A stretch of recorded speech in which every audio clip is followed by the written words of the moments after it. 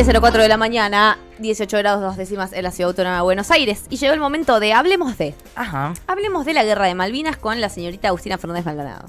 Oh Porque my como God. el Diego hablo en tercera persona. That is she. Who is she? It's me. It's me. Bueno, Hi. it's me. Vamos a hablar de este conflicto donde se cumplió un nuevo aniversario el domingo 2 de abril.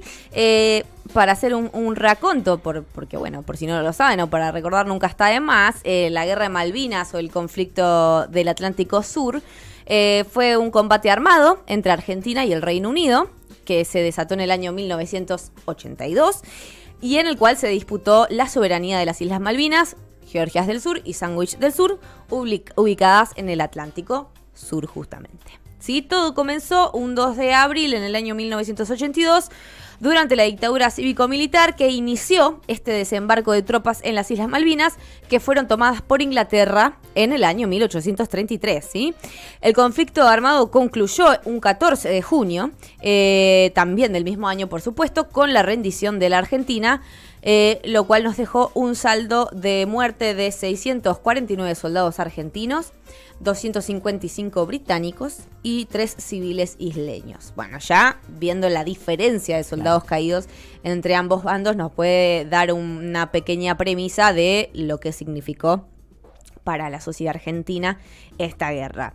Los reclamos hacia las islas por las Islas Malvinas fueron los que dieron origen a esta guerra el 2 de abril durante la dictadura de en ese momento ya el general Leopoldo Fortunato Galtieri, el almirante Jorge Isaac Anaya y el brigadier Basilio Lamidoso. A veces, bueno, uno piensa en la última dictadura, piensa en Videla, pero bueno, Sí. no fue el único, digamos, gobierno de facto que se gestó en ese momento, por lo menos, digamos, los dirigentes. La operación estaba prevista para que comenzara a mediados de mayo del 82, pero los planes se precipitaron cuando un 19 de marzo una delegación argentina hizo una bandera nacional en las Islas Georgias que estaban bajo dominio británico. En la madrugada del 2 de abril, fuerzas argentinas iniciaron la guerra de Malvinas al tomar por asalto e instauraron un gobierno local bajo el mando del general Mario Benjamín Menéndez. Y Galtieri, por su parte, apostaba y contaba con que los britanos accedieran al diálogo. Bueno. No sucedió, por supuesto. Sin embargo, un día después, la entonces ministra británica, Margaret Thatcher, Nada más ni nada nada menos. más ni nada menos, despachó su flota hacia el Atlántico Sur, mientras que el Consejo de Seguridad de Naciones Unidas exigía el repliegue de las tropas argentinas y el inicio de negociaciones. Nada de todo esto ocurrió y tras el gran fracaso de la diplomacia para abrir diálogo, el 2 de abril estalló esta guerra de Malvinas con un bombardeo británico sobre Puerto Argentino, la rebautizada capital de las islas. Un día más tarde, el conflicto vivía así, ahí nomás, vivía uno de los acontecimientos más cruentos y polémicos que tuvo esta guerra, que fue el submarino nuclear británico Conquistador, hundió el crucero argentino General Belgrano, donde murieron 323 soldados argentinos. Tremendo. Tremendo. El día 15 de junio, Galtieri convocó a la población a Plaza de Mayo con el propósito de anunciar la rendición y realizar un balance del conflicto. Había terminado la guerra de Malvinas. Los partidos políticos de la oposición a este gobierno de facto hicieron responsables a los militares por haber utilizado la excusa de este conflicto para frenar presiones sociales que se estaban viviendo por el desgaste inequívoco de la dictadura y para tratar de mantenerse algún tiempo más en el poder. Pero la derrota de la guerra de Malvinas provocó una profundísima crisis en este régimen militar y el desgaste del gobierno de facto argentino se aceleró completamente. Claro, una reacción, digamos, una consecuencia contraria a la que buscaban. Exacto. Porque la verdad que estuvo muy mal gestionado, muy mal organizado, eso está clarísimo. La victoria británica, por su parte, le permitió justamente todo lo contrario a Thatcher reafirmarse en el poder. Y para Galtieri se tradujo en una inmediata salida de la presidencia y su reemplazo por el general Reinaldo Vignone, quien un año más tarde convocaría a elecciones poniendo fin a este régimen tan sangriento. Tenemos un video de cuando Galtieri en conferencia, en una cadena nacional, anuncia el fin de la guerra de Malvinas. No sé si está por ahí, Euge. El combate de Puerto Argentino ha finalizado. Contengamos el dolor. Levantemos bien alta la frente. Nuestro pueblo es y se siente fuerte. y lo acompañan sus hermanos latinoamericanos. Es hora de asumir hasta las últimas consecuencias nuestra identidad y madurez de argentinos. Quien no contribuya a hacerlo será apartado y calificado de traidor. Pidamos a Nuestra Señora de Luján que abogue ante Dios nuestro Señor por las vidas y el triunfo de sus fieles. La dignidad y el porvenir son nuestros, y ellos nos darán la paz y la victoria. Bueno, tremendo. Para también ponerle un poco de cara a estos nombres que tal vez no son de los más reconocidos así por el común denominador de la sociedad argentina.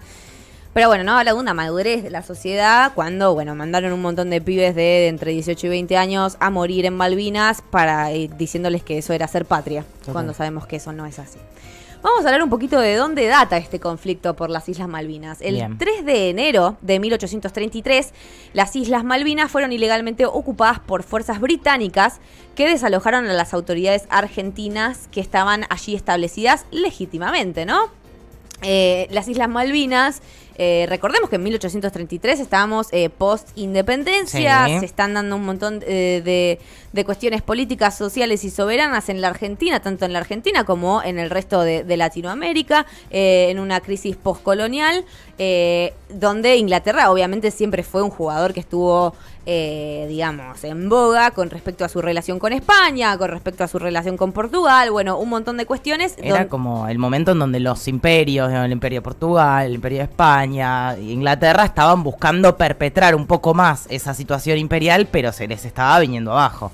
O sea, no sé si España cuenta como un imperio y ya esto fue post, cuando ya se dieron todas las independencias y España ya, bueno, y mismo tanto América, y estoy hablando de Estados Unidos, habían reconocido las soberanías de los pueblos, también Inglaterra, bueno, y América diciendo no, América es para los americanos, bueno, como... Pero siempre estaba el tema de lo que es la dominación marítima por parte de Inglaterra, que sabemos que es el gran pirata de la historia y el gran contrabandista de la historia, y bueno, siempre estaba ahí.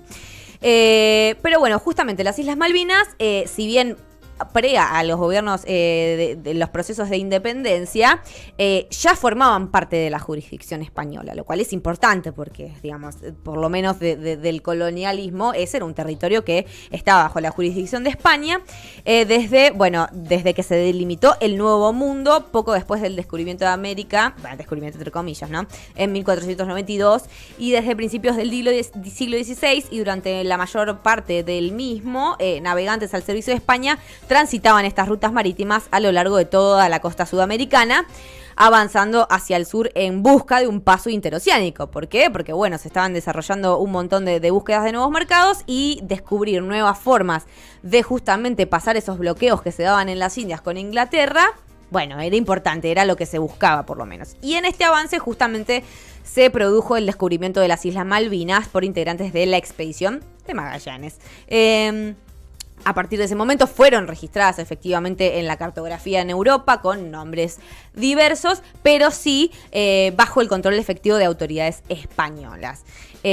Así que bueno, quedó bajo la consigna de la soberanía también, como el resto del territorio latinoamericano, y a través de también distintos tratados suscritos en este periodo. ¿Por qué? Porque, bueno, estas relaciones diplomáticas tienen importancia. Tal vez uno dice, bueno, ¿qué importa un tratado? Bueno, sí, importa. A nivel político tiene un peso. Estaba el Tratado de Madrid, firmado en 1670, entre España e Inglaterra, justamente, y el Tratado de Utrecht, también firmado en 1713. Bueno, esto continúa, hay un montón de tratados, también consideraron parte de su territorio que fue heredado a España por sucesión de Estados Unidos. Bueno, como hubo varios agentes políticos que daban fe de la soberanía, por lo menos de que era jurisdicción española. En 1820, el coronel de la Marina Argentina, David Shewett, llevó a cabo el primer izamiento de bandera argentina en las Islas Malvinas y concretó la toma solemne de posesión en las Islas Malvinas en nombre de las Provincias Unidas del Río de la Plata, y el gobierno argentino en ese momento procedió, esto es importante cuando hablamos de soberanía, porque el gobierno argentino procedió también al dictado de normas al establecimiento de estructuras jurídicas y administrativas que consolidaron el ejercicio pleno de soberanía, incluyendo el fomento al desarrollo de actividades comerciales, establecimiento de población, culminado en la creación el 10 de junio de 1829 de la Comandancia Política y Militar de las Malvinas y las adyacentes al Cabo de Hornos. Es decir, hay todo, digamos, un registro de el gobierno argentino, digamos, efectuando... O sea, había, sí, plena toma, digamos, de las Malvinas por parte del país. Sí, había un cuidado y una preocupación y efectivamente existía un encargo de hacerlo crecer como a todo el territorio. Entonces, el 3 de enero de 1833, el efectivo ejercicio de esta soberanía fue interrumpido mediante un acto de fuerza de parte del Reino Unido que ocupó ilegalmente estas islas, expulsando a las legítimas autoridades argentinas que estaban allí asentadas, llevando súbditos británicos para poblar las islas e instaurando desde entonces medidas restrictivas para reducir y evitar el asentamiento del pueblo argentino en las Malvinas. Este acto de fuerza en 1833, llevado en un tiempo de paz, digamos, no había una guerra establecida entre Inglaterra y los nuevos, las Provincias Unidas, sin que se mediara, por supuesto, ni comunicación ni declaración previa alguna de parte de un gobierno amigo de la República Argentina. Y fue inmediatamente, por supuesto, rechazado y protestado, y desde entonces todos los gobiernos argentinos, salvo algunos liberales que ya sabemos quiénes son, como lo afirma muchas veces Patricia Bullrich, han reafirmado ininterrumpidamente sus legítimos derechos de soberanía sobre las Islas Malvinas y los espacios marítimos circundantes. Y ahora, ¿por qué se disputan estas islas, no? Claro. ¿Y por qué es un conflicto que lleva tanto tiempo y por qué es importante? Primero, Argentina hace su reclamo sobre las islas y otras que pertenecen al archipiélago, especialmente bajo la explicación de que estas islas se hallan sobre la plataforma continental y en el mar argentino, efectivamente. O sea, son parte del territorio argentino en sí. Espacio sobre el cual no pueden existir colonias a manos de otros países. Al mismo tiempo se reclama para el país los recursos pesqueros y petrolíferos que en estas islas se encuentran, pequeño detalle. Porque no es que son unas islitas ahí que no tienen nada, no, hay un montón de cosas que son muy interesantes para un país. Exacto, entendiendo que son parte de la soberanía de cada país, digamos sus recursos naturales, y que potencias que se aprovechan de esa riqueza expolian los derechos de países en vías de desarrollo. Aquí también yace un conflicto identitario, ¿sí? Ya que las islas son habitadas por descendientes de ingleses y la Argentina no tiene real posesión o presencia sobre estas islas. Esto quiere decir que pone en juego la autodeterminación, que ya hemos hablado de esto con Kevin Bryant también, de los habitantes de estas islas que no quieren ser parte de la Argentina y quieren mantenerse bajo el dominio británico. Sin embargo, el derecho que no se respeta justamente es el de la autodeterminación del pueblo argentino y de su reclamo legítimo, que incluso está reconocido por organismos internacionales, sobre las tierras y sobre sus recursos reclamados. Eso es un poco de por qué se juega cuando pedimos por la soberanía de las Islas Malvinas. Ahora, volviendo un poquito al tema de lo que pasó efectivamente en la última guerra, el 2 de abril de 1982, con respecto a los soldados, ¿sí? Por el lado argentino participaron 23.428 combatientes. Estos son todos datos oficiales del Ministerio de Defensa de la Nación. De este total, aproximadamente 10.600 eran de la Armada, 10.300 del Ejército, 2.300 Fuerza Aérea y unos 200 de Gendarmería y Prefectura, ¿sí? La guerra dejó 649 combatientes nacionales y 255 soldados ingleses muertos, como les contaba antes. Los argentinos que fallecieron durante esta guerra se repartieron entre estos tipos de fuerza, pero la mayor cantidad perteneció a la Armada y casi la mitad de este número, que es 391 de la Armada, se debió al hundimiento del crucero General Belgrano. A su vez, y esto es interesante para pensar, porque un número similar a los veteranos que fallecieron en la guerra fueron los que fallecieron luego del conflicto. ¿Sí? Se duplica este número. ¿Por qué? En 2011, ante los reclamos de los grupos de excombatientes, el por entonces adjunto a cargo de la Defensoría del Pueblo de la Nación, el señor Anselmo Cela, Destacó que la cantidad de soldados que fallecieron post-conflicto a causa de suicidios es de tal magnitud que se puede comparar con la guerra y con la posguerra. Señaló también que había un gran número de soldados sin reconocimiento médico, siendo esto un potencial de riesgo por la falta de tratamientos dadas las secuelas que pudieran padecer, y recomendó al Ministerio de Defensa que efectuara una convocatoria nacional para dichos reconocimientos. La guerra de Malvinas por Malvinas fue una decisión política, ¿sí?, que toma un gobierno ilegal con la intención de mantenerse dentro del poder en la Casa Rosada durante un tiempo más. No mucho igual, porque no daba para mucho más. Y es justamente en este contexto que marca la clasificación del hecho en la memoria social de todos los argentinos. No solo el hecho de la guerra y de lo que eso generó, sino el contexto y el motivo por el cual eso sucedió y de qué manera y cuáles eran los intereses políticos que realmente había detrás de eso. Poco y nada tenía que ver con la soberanía. Totalmente. Aquel gobierno, era indigno de colgar entre sus días esto que ellos llamaban como una gesta heroica, ¿no? Se lo mencionaba de esa manera. De esa manera. La realidad es que no hay una gesta heroica que puedan llevar adelante quienes manipulan y juegan con la muerte, con el secuestro, con la tortura, con el perseguimiento a adversarios políticos.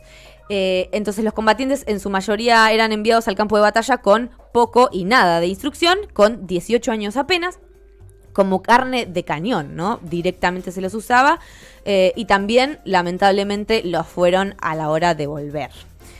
En esto que vos mencionabas de que no hubo ningún tipo de acompañamiento en esa vuelta. Exactamente. Los excombatientes aseguran que a esta cifra hay que agregarle 500 más, que es la cantidad aproximada de exsoldados que se han suicidado desde 1982 hasta nuestros días.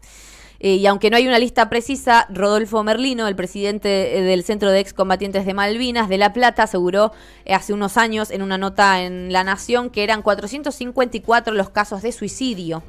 Y cada vez que un veterano se quita la vida se sospecha del síndrome de estrés postraumático, ¿sí? Que en Buenos Aires unos 1.500 combatientes de Malvinas lo padecían, según unos datos de antes del 2000 igual, pero bueno, más o menos a ese momento se hacía ese cálculo.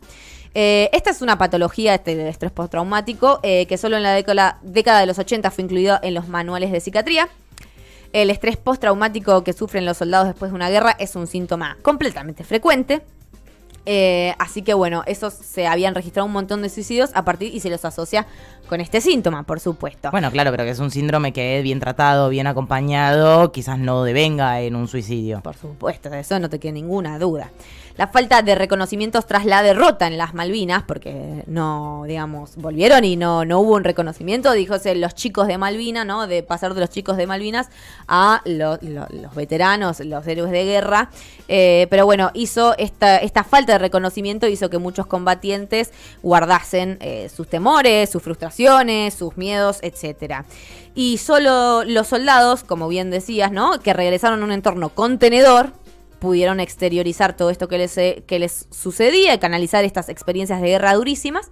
Y para esto, le salvó la vida, básicamente, claro. Pero no era con el recurso con el que contaban absolutamente todos los que fueron a Malvinas.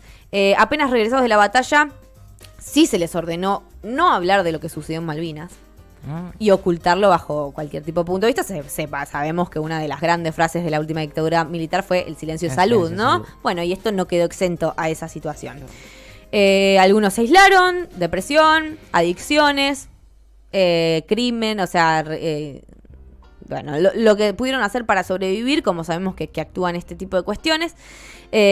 Por supuesto, también esto se extendió a los familiares de quienes participaron en el conflicto por un montón de cuestiones. Por ejemplo, a un soldado contaba también, ¿no? que él era de Chaco, ponele, ¿no? Y haber pasado de un calor como el del Chaco a un frío torturador como era el de las Malvinas, no les daban ropa adecuada, no les daban ningún tipo de preparación mismo de elementos para sobrevivir a las condiciones climáticas, lo cual les llevaba no solo en el conflicto de guerra, sino que perder extremidades por falta de circulación, por el frío, digamos, por amputaciones que poco y nada tenían que ver con el conflicto, sino con el hecho de que no se los preparó para esa situación.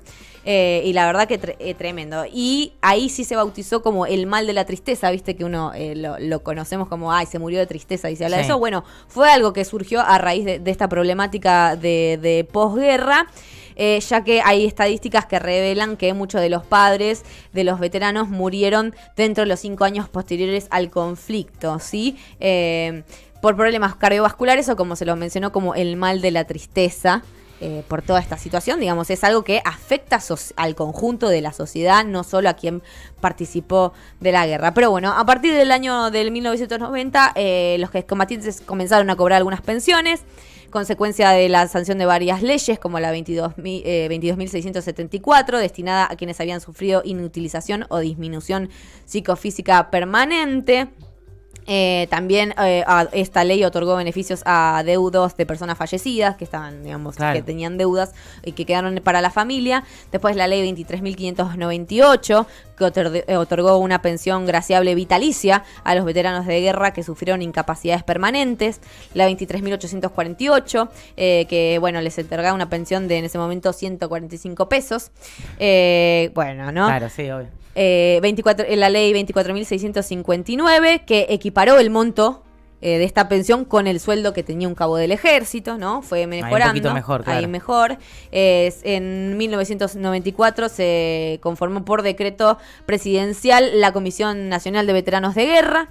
Y bueno, con estos beneficios los excombatientes pudieron mantener estos beneficios que hasta el día de hoy se mantiene, ¿sí? Sí. Bueno, y después hay más datos, pero la verdad que se nos está terminando el tiempo. Pero bueno, hay un montón, ahí tenía más para contarles sobre las distintas leyes y cuestiones a nivel judicial y social que se fueron haciendo para empezar a resarcir de alguna manera el reconocimiento a estos excombatientes de Malvinas, que la verdad, víctimas también de la última dictadura cívico-militar, y por eso la conmemoramos el 2 de abril como todos los años.